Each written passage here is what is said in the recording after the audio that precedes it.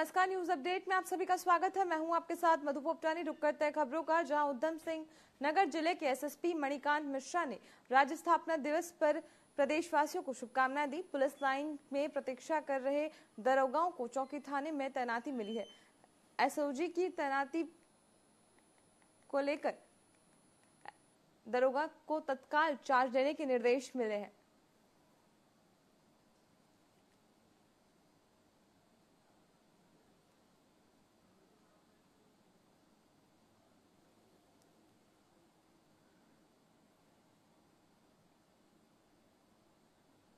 वहीं सीएम पुष्कर सिंह धामी ने राज्य स्थापना दिवस के अवसर पर प्रदेशवासियों को राज्य गठन के 24 वर्ष पूरे होने और रजत जयंती में प्रवेश करने के लिए शुभकामनाएं दी।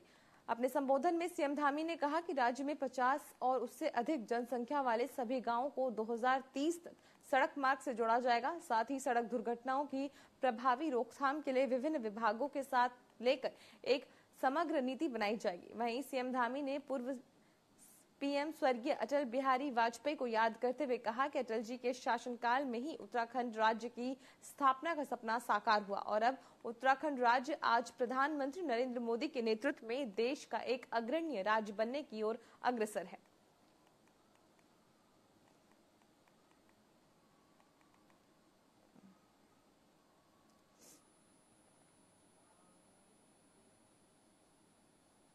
वहीं उत्तराखंड राज्य अपने 25वें साल में प्रवेश कर गया है। मुख्यमंत्री पुष्कर सिंह धामी, प्रदेश अध्यक्ष महेंद्र भट्ट सहित विधायक खजान दास सबसे पहले शहीद स्मारक पहुंचे। राज्य स्थापना में शहीद हुए राज्य आंदोलनकारियों को पुष्पांजलि अर्पित की। इसके साथ ही प्रदेशवासियों को स्थापना दिवस की शुभकामनाएं दी और कहा कि उत्तराखंड राज्य अपने 24 वर्ष समाप्त कर 25 वर्ष में प्रवेश कर चुका है। जहां पीएम मोदी ने कहा था कि 21वीं सदी का तीसरा दशक उत्तराखंड का होगा।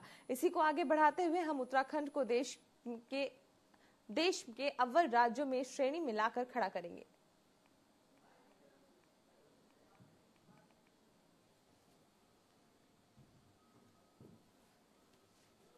राज्य स्थापना के 24 साल पूरे हो रहे हैं। हम 25वें साल में प्रवेश कर रहे हैं। मैं आज इस राज्य स्थापना दिवस के अवसर पर अपने सभी राज्य के बलिदानियों को, हमारे अमर बलिदानी जिन्होंने राज्य के लिए अपने प्राणों का बलिदान किया, देश की सीमाओं पर हमारे राज्य से अपना सर्वोच्च बलिदान देने वाले सभी उन आत्माओं को भी मैं नमन करता हूं। और इस अवसर पर हमारे प्रधानमंत्री जी ने जो बाबा केदार की भूमि से कहा था कि 21वीं सदी का तीसरा दशक उत्तराखंड का दशक होगा, तो 25वें साल में हम सब उत्तराखंड वासी ये संकल्प लेते हैं कि हम इसको साकार करेंगे, धरातल पर उतारेंगे। हर क्षेत्र में उत्तराखंड अग्रणी होगा, एक आदर्श राज्य बनेगा। राज्य स्थापना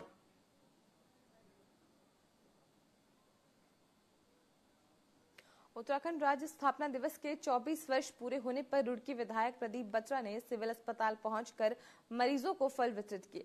साथ ही सिविल अस्पताल में एक scan and share Abha app launch भी किया। इस ऐप के जरिए रोगी घर बैठे ओपीडी का पर्चा ऑनलाइन बनवा सकेंगे और अस्पताल के काउंटर पर आकर अपना टोकन नंबर बताकर पर्चा ले सकेंगे। वहीं विधायक बत्रा ने राज्य स्थापना दिवस पर प्रदेशवासियों को बधाई दी और उन्होंने कहा कि इस ऐप के लॉन्च होने से मरीजों को ओपीडी की लाइन में नहीं लगना पड़ेगा। आज स्थापना दिवस के उपलक्ष्य में हमारे हॉस्पिटल में स्कैन एंड शेयर के ऐप स्टार्ट किया गया है, जिसमें आप घर पे या रास्ते में कहीं भी आप अपने मोबाइल के स्कैनर से या पेटीएम या आरोग्य सेतु ऐप किसी के माध्यम से अपना ओपीडी का पर्चा ऑनलाइन जनरेट कर सकते हैं, जिसमें आपका टोकन नंबर जनरेट होगा।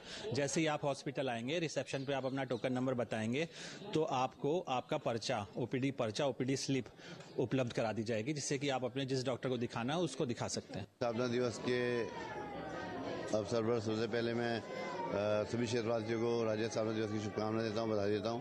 और 24 वर्ष का उत्तराखंड आज हमारा युवा हो गया है और उत्तराखंड ने एक नए आयाम स्थापित किए हैं, न सिर्फ भारत में बल्कि विदेशों में भी, पूरी दुनिया में उत्तराखंड का अपना एक अलग वर्चस्व है, अपना एक अलग पहचान है। आज यहाँ पर कई सारे कार्यक्रम हो रहे हैं रुड़की में, जिसमें सुबह क्रॉस कंट्री रेस हुई, अभी अस्पताल में फल वितरित का कार्यक्रम था, जिसमें सभी हमारी टीम जो है फल वितरित यहाँ पर कर रही है। उत्तराखंड राज्य स्थापना दिवस के अवसर पर अल्मोड़ा में कई कार्यक्रम आयोजित किए गए। सुबह नंदा देवी प्रांगण से चौघान पाटा तक प्रभात फेरी निकाली गई, जिसमें मुख्य बाजार से होते हुए चौघान पाटा तक बड़ी संख्या में लोग शामिल हुए। खेल प्रतिभाओं को प्रोत्साहन देने के लिए चौघान पाटा में क्रॉस एंट्री दौड़ का आयोजन हुआ। जिलाधिकारी आलोक कुमार पांडे ने हरी झंडी दिखाकर इस दौड़ का शुभारंभ किया, जो कि करबाला और पुलिस लाइन से होते हुए चौघान पाटा में खत्म हुई। इसके बाद शहीद स्मारक शिखर होटल से निकट शहीदों को श्रद्धांजलि दी गई।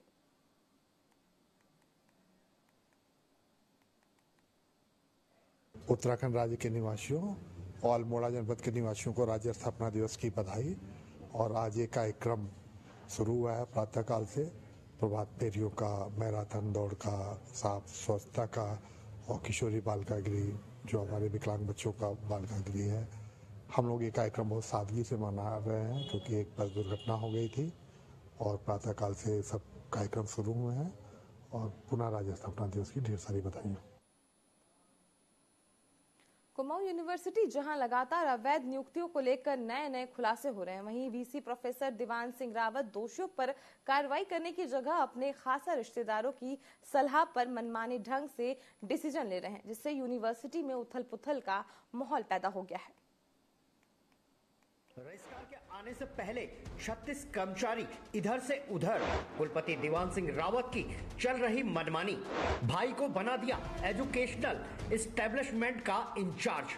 अहम फैसलों में वीसी के ममेरे भाई की अहम भूमिका। अवैध नियुक्ति के लिए तोड़ रहे नियम और कानून। सूत्रों के अनुसार भूपाल सिंह विकास एवं नियोजन विभाग में कार्यरत थे। प्रोफेसर दीवान सिंह रावत जैसे ही यूनिवर्सिटी में कुलपति का चार्ज लेते हैं, उसके कुछ समय बाद ही भूपाल सिंह करायत को एजुकेशनल एस्टेब्लिशमेंट का इंचार्ज बना दिया जाता है और यूनिवर्सिटी के अहम फैसलों में भूपाल सिंह का रोल फिक्स हो जाता है। कुल सचिव दिनेश चंद्रा के ट्रांसफर के बाद 10 सितंबर 2024 को वर्तमान कुल सचिव डॉक्टर मंगल सिंह मंद्रवाल को कार्यभार ग्रहण करना था, लेकिन इससे पहले आनन फानन में 9 सितंबर 2024 को भूपाल सिंह करायत कुलपति दीवान सिंह रावत का अनुमोदन लेकर कार्यवाहक कुल सचिव से 36 कर्मचारियों को इधर से उधर करने की सूची जारी करवा देते हैं। हैरानी की बात यह है कि एक दिन बाद ही कुल सचिव के पद पर डॉक्टर मंगल सिंह मंद्रवाल को चार्ज लेना था और खास बात यह है कि ट्रांसफर हुए कर्मचारियों के हेड ऑफ डिपार्टमेंट को भी इस जानकारी से दूर रखा गया। अभी हाल ही में आरटीआई से फर्जी नियुक्तों का मामला सामने आया था, जिसमें कुलपति प्रोफेसर दीवान सिंह रावत ने फार्मेसी विभाग में अवैध तरीके से नियुक्ति पाए हुए associate professor doctor Mahendra Singh Rana को बर्खास्त करने की जगह यूनिवर्सिटी के बेहद संवेदनशील पद परीक्षा नियंत्रक का चार्ज दे दिया, जिस पर मीडिया ने प्रमुखता के साथ खबर लगाई और डॉक्टर महेंद्र सिंह राणा को परीक्षा नियंत्रक के पद से इस्तीफा देना पड़ा। लेकिन डॉक्टर राणा इस्तीफा देने के बाद भी बच्चों को पढ़ाने फार्मेसी विभाग भीमताल नहीं गए, बल्कि कुलपति की हठ धर्मिता के चलते अभी भी यूनिवर्सिटी में बने हुए हैं। सूत्रों की माने तो कुलपति प्रोफेसर दीवान सिंह रावत डॉक्टर महेंद्र सिंह राणा के करीबी और रिश्तेदार बताए जाते हैं। इसीलिए कुलपति प्रोफेसर रावत ने नाम मात्र के लिए डॉक्टर महेंद्र सिंह राणा का इस्तीफा करवाकर चार्ज रजिस्ट्रार को दे दिया और यूनिवर्सिटी के फाइनेंस और परीक्षा नियंत्रक के कार्य डॉक्टर महेंद्र सिंह राणा ही कर रहे हैं और रबड़ स्टैंप के तौर पर नव नियुक्त रजिस्ट्रार साइन कर रहे हैं। कुमाऊं विश्वविद्यालय में वर्षों से हो रही अवैध नियुक्तियों पर की गई वैधानिक कार्रवाइयों की धज्जियां उड़ाने वाले वीसी दीवान सिंह रावत, जो लगातार अपनी पढ़े लिखे होने का दंभ भरकर मनमाने ढंग से ट्रांसफर करने और संवेदनशील पदों पर भ्रष्ट कर्मचारियों को बैठाने को लेकर विवादों में आ चुके हैं। ऐसे में ये कहना अतिशयोक्ति नहीं होगा कि कुमाऊं विश्वविद्यालय राम भरोसे चल रहा है।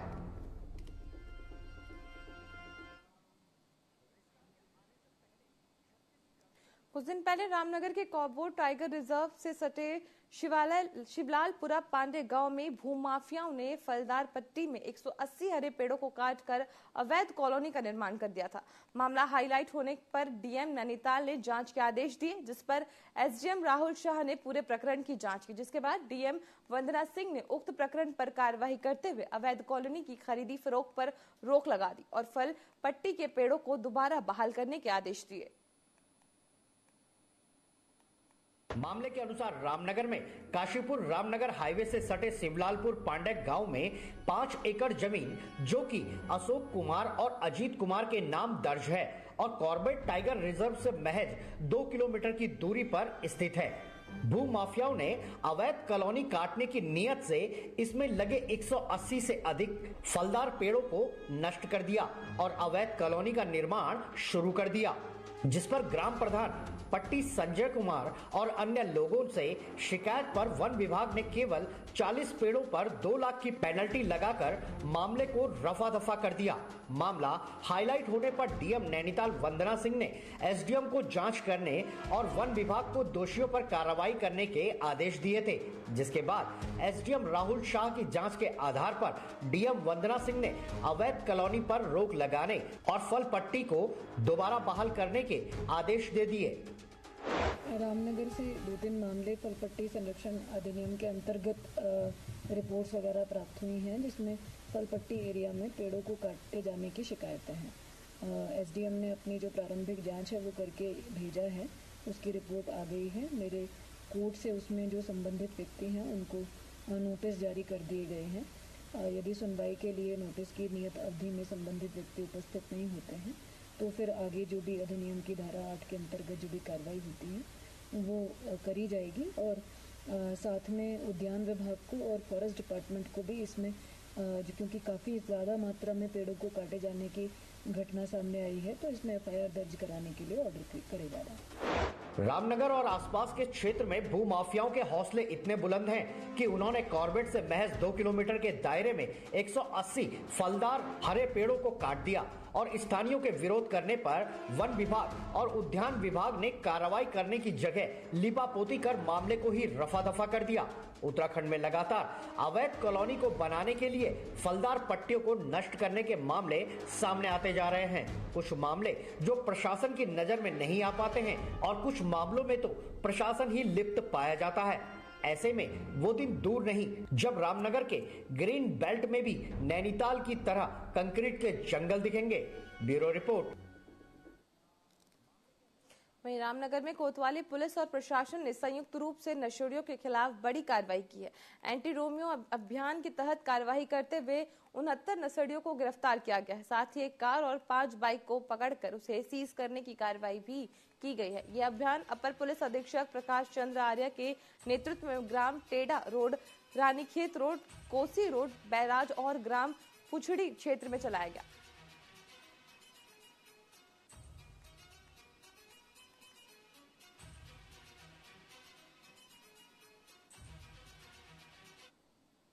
वहीं रुड़की के घनौरी स्थित हरिओम सरस्वती कॉलेज में 2 दिवसीय राष्ट्रीय संगोष्ठी का आयोजन किया गया, जिसका विशेष मीडिया माध्यमों की नई तकनीकी शब्दावली का निर्माण रहा। संगोष्ठी में आयोग से पहुंचे सहायक वैज्ञानिक अधिकारी डॉक्टर आकाश मोहन रावत ने बताया कि इस संगोष्ठी का उद्देश्य उच्च शिक्षा में ज्यादा से ज्यादा भारतीय भाषाओं, तकनीकी शब्दों का उपयोग कर आगे बढ़ाना है, जिससे युवा पीढ़ी को करियर बनाने में मदद मिलेगी। उन्होंने कहा कि इस तरह की संगोष्ठी लगातार पूरे भारत में चलती है, जिसका लाभ शिक्षा से जुड़े लोगों को मिलता है।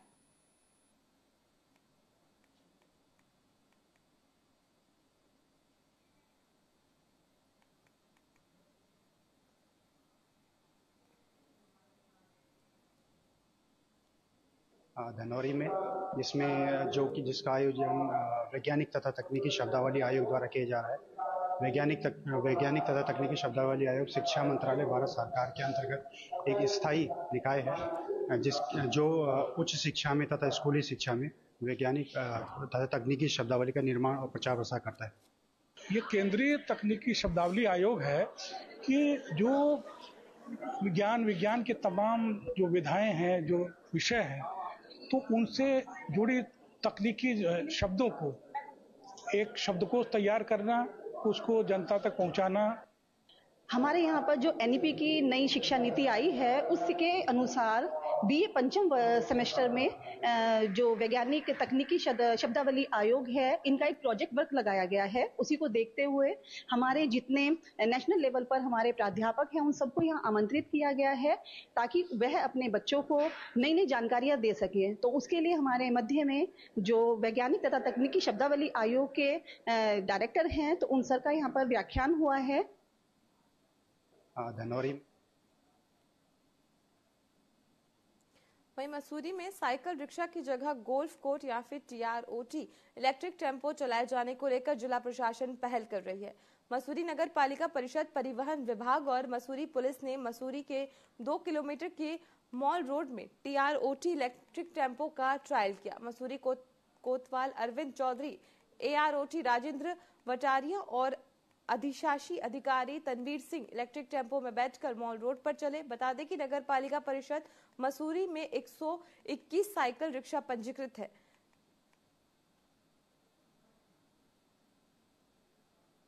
जैसे पर्यटकों की जो है सुविधा के लिए एक ई ऑटो का जो है यहाँ पर एक सर्वे किया गया है, क्या ई ऑटो यहाँ पर सक्सेसफुली चल पाता है। तो उसके लिए आज हमने एक छोटा सा ट्रायल लिया पूरे मॉल रोड का। तो ये संभवतः बहुत अच्छा इसका जो है ट्रायल रहा है। विचार किया जा रहा है कि ई रिक्शास का अगर हम इसमें सफल रूप से चलाए जा सकते हैं कि नहीं। तो आज इसका ट्रायल किया गया था, हमारे इंस्पेक्टर साहब ने, हम सब ने किया। तो ठीक ही अभी हमारे को अनुभव ठीक लग रहा था। तो अभी इसके बारे में हम प्रपोजल वगैरह जो भी उच्च अधिकारी हमारे को निर्देश देंगे, अभी विचार किया जाएगा किस तरीके से, किन रूट्स पर और किन लोगों को कितनी संख्या में देना है। उत्तराखंड में शनिवार को राज्य स्थापना दिवस की 25वीं वर्षगांठ मनाई जा रही है, लेकिन शनिवार को ही उत्तराखंड बेरोजगार संघ ने युवाओं के साथ सीएम आवास कूच किया। उन्होंने सरकार से पुलिस भर्तियों में आयु में छूट और महिलाओं के अतिरिक्त पदों को बढ़ाने की मांग की। इस दौरान बेरोजगार संघ के पदाधिकारियों और राज्य आंदोलनकारियों ने सरकार पर निशाना साधा। वहीं प्रदर्शनकारी युवाओं ने राज्य सरकार को स्पष्ट रूप से चेतावनी दी, अगर उनकी मांगों को नजरअंदाज किया गया तो वो अपनी लड़ाई और तेज करेंगे।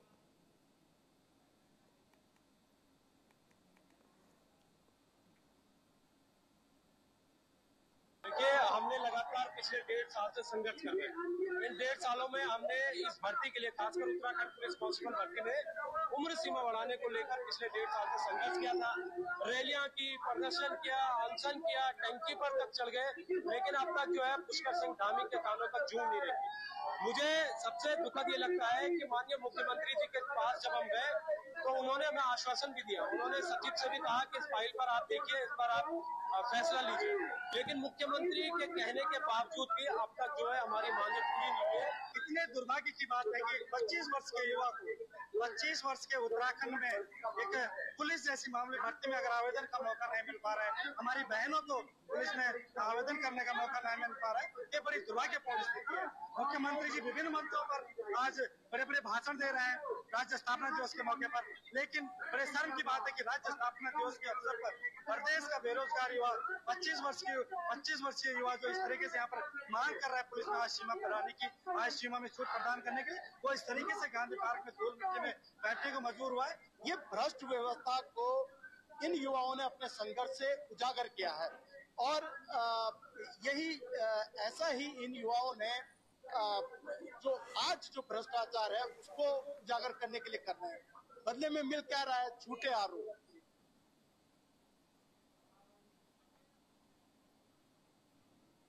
हरिद्वार वन प्रभाग ने एक अवैध रूप से खैर के पेड़ काटने वाले तस्कर को एक बड़े गिरोह का भंडाफोड़ किया है। वन विभाग को बीते कुछ दिनों से सूचना मिल रही थी कि पथरी रेंज सहित कई क्षेत्रों में खैर के हरे भरे पेड़ों को अवैध रूप से काटा जा रहा है। इस पर कार्रवाई करते हुए वन विभाग ने एक विशेष टीम का गठन कर छापेमार अभियान चलाया। देर रात मुखबिर की सूचना पर वन विभाग की टीम ने पथरी रेंज में दबिश दी, जहां तस्कर खैर के पेड़ काटते हुए पाए गए। मौके पर वन विभाग के पदाधिकारी और कर्मचारियों ने पहुंचकर 4 वन तस्करों को रंगे हाथों गिरफ्तार कर लिया। आरोपियों के कब्जे से खैर की लकड़ियों के 32 नग बरामद किए गए हैं, साथ ही पेड़ काटने के औजार भी जब्त किए गए हैं।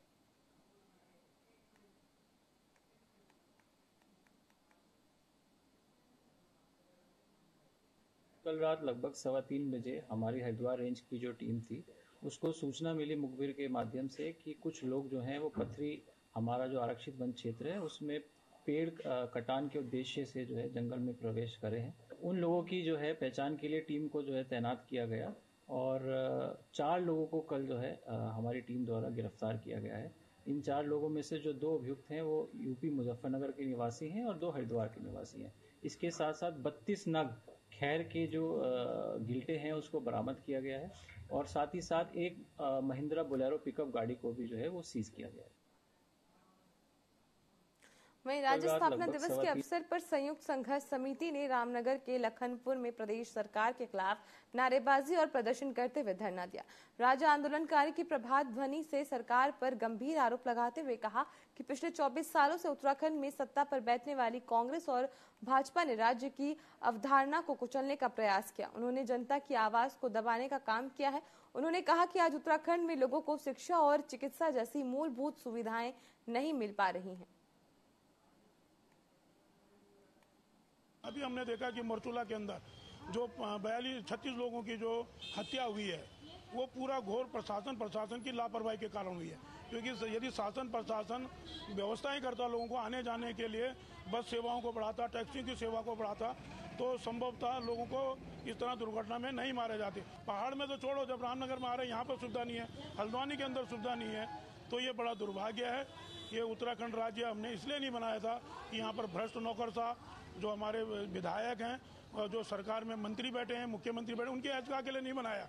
इस उत्तराखंड को 42 से ज़्यादा लोगों ने शहादत देके इसलिए बनाया कि जनता की जो अपेक्षाएं, शिक्षा, चिकित्सा, रोजगार, कृषि, खेती, ये बेहतर हो, यहाँ पर जो पलायन हो रहा वो रुके। लेकिन सरकार, जो भी सरकारें रही 2000 के बाद का भाजपा की, कांग्रेस की, उन सत्ता के सरकारों ने राज्य की अवधारणा को हाशिए पर डाल दिया है और अपनी सुविधाओं के लेकर के, अपने कुछ लोगों की सुविधाओं के लिए उन्होंने उस दिशा में काम करा है। जनता को कुछ हासिल नहीं। अभी गढ़वाल केंद्रीय विश्वविद्यालय में छात्रों का गुस्सा 7वें आसमान पर है। गुस्साए छात्र बड़ी संख्या में एकत्रित होकर श्रीनगर कोतवाली पहुंचे। सभी ने एक स्वर में गढ़वाल केंद्रीय विश्वविद्यालय की कुलपति के खिलाफ मुकदमा दर्ज करने की मांग की। छात्रों ने कोतवाली में कुलपति के खिलाफ लिखित तहरीर तक दे डाली। छात्रों का कहना है कि विश्वविद्यालय की कुलपति का कार्यकाल 31 अक्टूबर को खत्म हो चुका है। इसके बाद भी वो अपने पद पर बने हुए हैं, साथ ही वो फैसले भी ले रही हैं। इस मामले में छात्रों ने पुलिस से कानूनी कार्रवाई करने की मांग की है।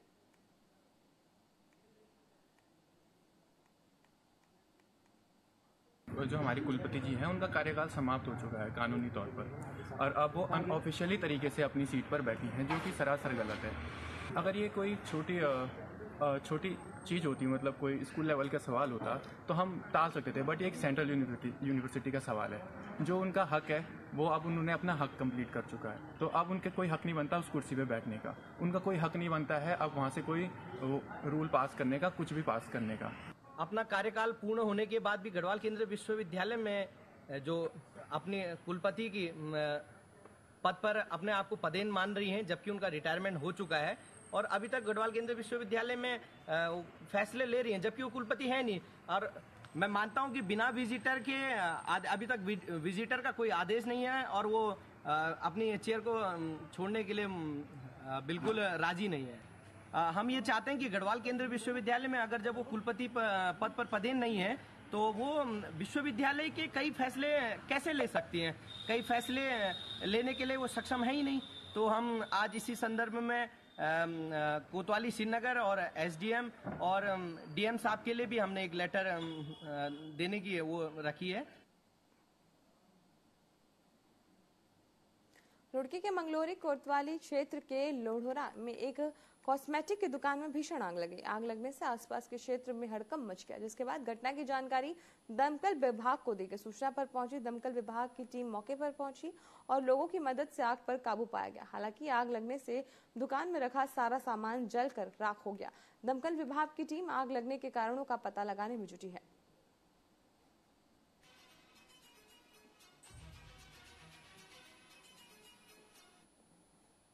न्यूज अपडेट में फिलहाल के लिए इतना ही। आप बने रहें TV24 के साथ। नमस्कार।